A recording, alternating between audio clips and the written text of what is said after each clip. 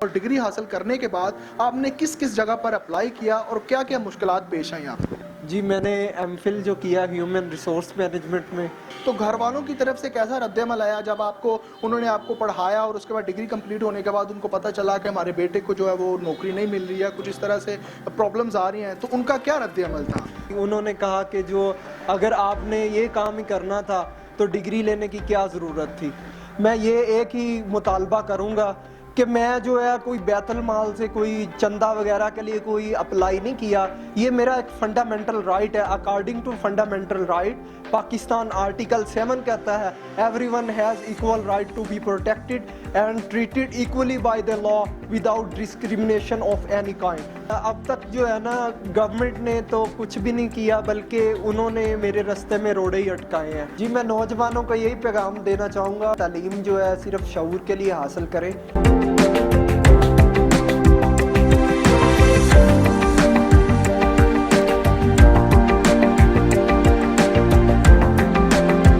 अस्सलामुअलैकुम नाज़रीन, सफ़र न्यूज़ के साथ मैं हूं अरसलान हैदर। नाज़रीन, पाकिस्तान के अंदर बेरोज़गारी और महंगाई दिन ब दिन बढ़ती ही जा रही है।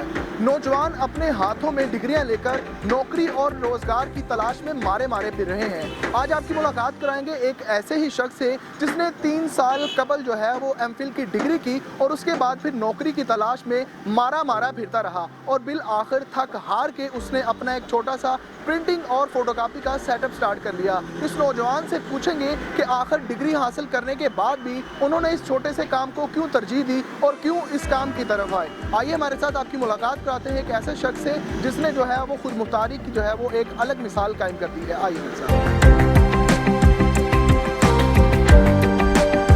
इस वक्त हमारे साथ वो बाहिम्मत नौजवान मौजूद हैं जिसने बगैर किसी शर्म के जो है वो अपना हलाल रिस्क कमाना शुरू किया इस छोटे से सेटअप से। उनसे मजीद जानते हैं कि उन्होंने कौन सी डिग्री की और कहाँ से की। अस्सलाम वालेकुम। जी वालेकुम अस्सलाम। अच्छा, बिशारत बताइएगा, 3 साल कबल आपने कौन सी डिग्री हासिल की और डिग्री हासिल करने के बाद आपने किस किस जगह पर अप्लाई किया और क्या क्या मुश्किलात पेश आई आपको?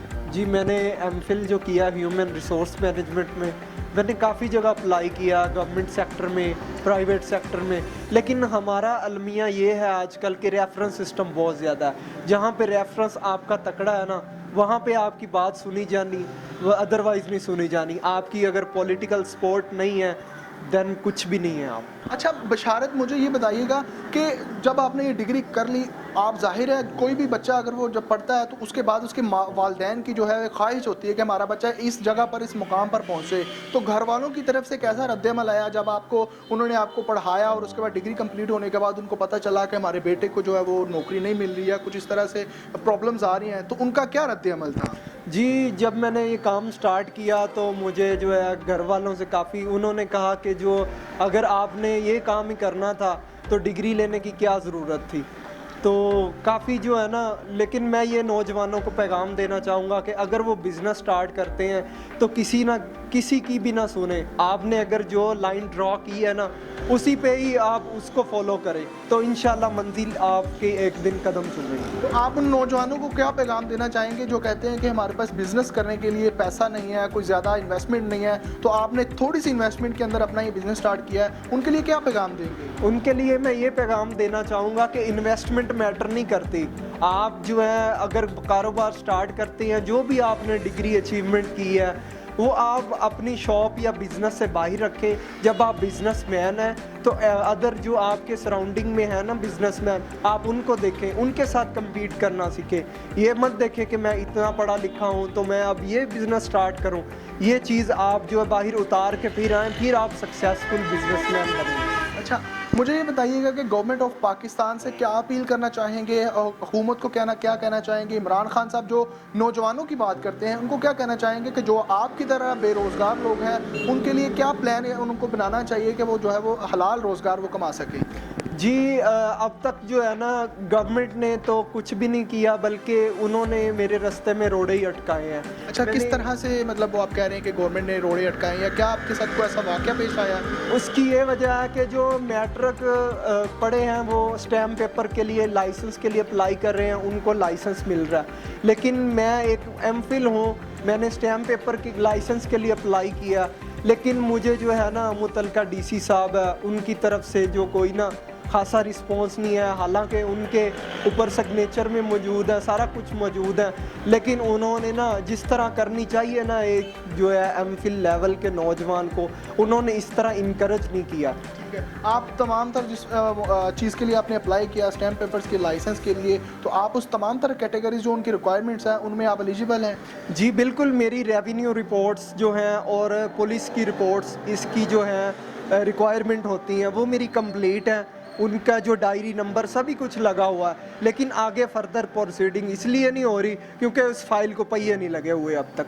एमफिल की डिग्री आपने की हुई है, उसके बाद जो है वो आपने कहीं सरकारी जगह पर अप्लाई नहीं किया? अगर आपने अप्लाई किया तो वहाँ पर क्या रिस्पांस था और उसके बाद आपको क्या कहा गया, आपको बुलाया गया या आपकी फ़ाइल वो रद्दी की टोकरी ही बन गई जिस तरह से हमारे सिस्टम में पहले चलता हुआ आ रहा है? जी, जिस तरह के सिस्टम में चलता आ रहा है वैसे ही हुआ है, क्योंकि पॉलिटिकल अगर सपोर्ट है ना आपके पीछे बैक एंड पे, तो देन आप जो है सक्सेसफुल हैं, ठीक है। अगर नहीं है तो आप कुछ भी नहीं है, या आपका कोई रेफरेंस है अच्छा हाई लेवल पे, तो फिर जो है आपकी बात सुनी जाएगी, अदरवाइज आपको जो है लाल बत्ती की तरह जो बाहर से लगा दिया। इमरान खान साहब और वज़ीर आला उस्मान बुज़दार साहब से मैं ये एक ही मुतालबा करूँगा कि मैं जो है कोई बैतुल माल से कोई चंदा वगैरह के लिए कोई अप्लाई नहीं किया, ये मेरा एक फंडामेंटल राइट है। According to fundamental right Pakistan article 7 कहता है everyone has equal right to be protected and treated equally by the law without discrimination of any kind.